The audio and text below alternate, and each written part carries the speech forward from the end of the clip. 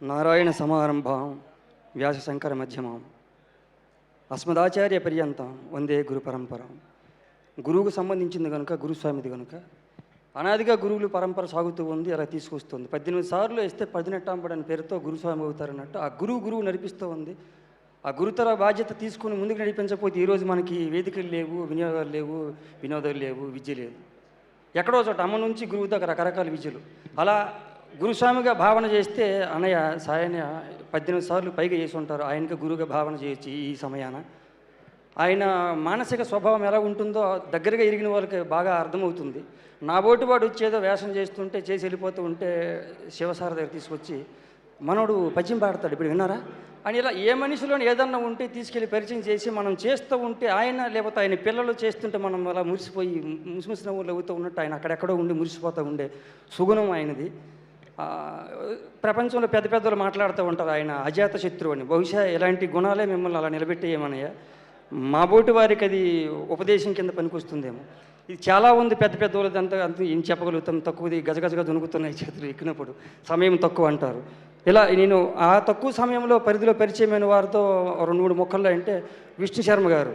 ఆయన గురించి నేను చెప్పేది ఏమి లేదు, నాకు అంతగా పెద్దగా తెలియదు. సినిమాల గురించి ఏం మాట్లాడతా, వేషం చేసిన వాడిని.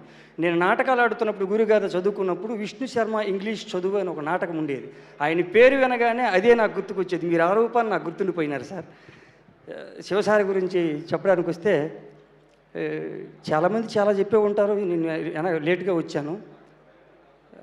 కిషోర్ గారి గురించి, సురభి ప్రభ గారి గురించి, అందులో నా గురించి ఒకసారి ఆయన చెప్పారంట.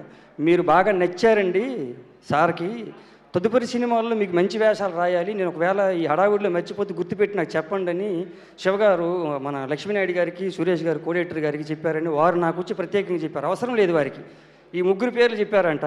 అది ఈ సందర్భంగా అది గుర్తొచ్చింది. మీ గురించి ఏం చెబుతాను సార్, మీరు ఇది ఇందులో ఇది ఇలా దొర్లుతూ వెళుతూ ఉంటే ఒకరోజు అక్కడ నాకు ఇచ్చిన రూమ్ దగ్గర సెలయేరు ఇలా పారుతూ ఉంది. అలా సౌండ్ వినబడుతుంటే అక్కడికి వెళ్ళి చూసినప్పుడు సడన్గా ఒక చిన్నపాటిది వచ్చింది సార్. అప్పుడప్పుడు గుడి గోపురంకి వెళ్తుండడం అలవాటు. వెళుతున్నప్పుడు సాధారణంగా చిన్నది ఎవరైనా సాయం చేస్తే, మాట సాయమో మూట సాయమో చేస్తే థ్యాంక్స్ చెబుతాం. ఆ కార్యం ఒడ్డెక్కడానికి అది సరిపోతుంది అనుకుంటాం. అలాంటి క్రమంలో శతమానం భవతి అని దీవించే బాపనయ్య పట్ల మనం ఎంత కృతజ్ఞతగా ఉండాలి, 100 ఏళ్ళు బతకాలి కదా అనే ఆలోచన నాకు రావడానికి కారణం, వెళుతుంటే ఏమి సినిమా చేస్తున్నారండి మీరు అని అడిగేవారు పంతులు గారు అయ్యేవారు. ఈ మధ్య రవితేజ్ గారిదండి ఇరుముడి అని చేస్తున్నారా, ఆయనకి సరే ఇది ప్రస్తుతమో అప్రస్తుతమో కాకపోతే ఎక్కువ సినిమాల్లో మేము చూసిన తర్వాత ఆయనకి వైవిధ్యమైన సినిమాలు మేము మిస్ అయిపోయామండి. మొన్న పూజా కార్యక్రమం వెళ్ళినప్పుడు చెబుదామనుకుని సాహసించాను, కానీ వేళ కుదరలేదని పంతులు గారని, మీకు కుదిరితే నా తరపున చెప్పండి అన్నారు. సరేనండి అన్నాను. అది నాకు గుర్తుకొచ్చి అక్కడ కూర్చున్నాను సార్. పక్కన ఇంకో పంతులు గారు అన్నారు, వారు ప్రయోగాలు చేశారు, నాకు ఆటోగ్రాఫ్ సీట్ ఎమోర్స్ లాంటిది కుదరలేదు, అందుకే మళ్ళీ యథావిధిగా జనంకి నచ్చే సినిమాల్లోకి వచ్చారు, మేబీ ఈ సినిమా కొత్తగా చూస్తున్నాం అంటున్నారు, చూద్దామని ఆ పంతులు గారు ఇంకొక ఆయనకి సమాధానం చెప్పారు. ఇవన్నీ గుర్తొచ్చి ఆ సెలయేరు దగ్గర కూర్చున్నప్పుడు సార్ గొంతు ఎంతవరకు పెగులుతుందో తెలియదు, దీనికి యతి ప్రాస భావం ఏమి తెలియదు, రాగము తెలియదు. అలా కొన్ని పదాలు జమ అయినప్పుడు ఒక ఊహాగానంతో వచ్చిన చిన్న పదం ఒకటి వెళ్ళింది, అది అనే ప్రయత్నం చేసి ముగిస్తాను సార్. వారి గురించి పెద్దలు అన్నప్పుడు ఎలా ఉంటుంది, ఎలా ఉండబోతుంది, ఏ అయ్యవారి ఆశీర్వచనం ఎలా ఫలిస్తుందో అని ఆ ఆలోచన దొంతలో పుట్టింది. రవితేజమలరగా కమనీయ గమనీయ చిత్రమై మెరవగా, రవితేజమలరగా కమనీయ గమనీయ చిత్రమై మెరవగా. ఇక్కడ కొన్ని చోట్ల తిరుగుతున్నప్పుడు కొంతమంది పెద్దోళ్ళు రకరకాల వాళ్ళు సంస్థ మంచిది, పైసలు భాగిస్తారు, ఫుడ్ బాగా పెడతారు అని చెప్పేవారు సార్. విన్నాను, నేను తక్కువ కంపెనీలతో పనిచేశాను సార్. అలాంటి పేరు విన్నప్పుడు సడన్గా వారు మదిలోకి వచ్చారు. కార్మిక సిరి కార్మిక సిరి కార్మిక దరి కార్మిక సిరి కార్మిక దరి మైత్రీ నెలవుగా, కార్మిక సిరి కార్మిక దరి మైత్రీ నెలవుగా, శివ నిర్వాణ షట్కమై మెరవగా, ఇలగా ఇలగా ఎలాగా ఇలాగా రవితేజమలరగా.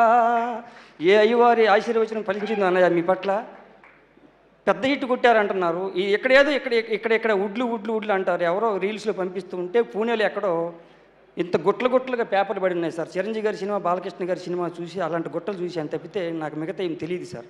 ఇంత గుట్లబడి వీడియో పంపారు రవిశారద సినిమాని. అంటే అంతగా వెళ్ళిపోయింది సార్ అయ్యప్ప ఇరుముడి.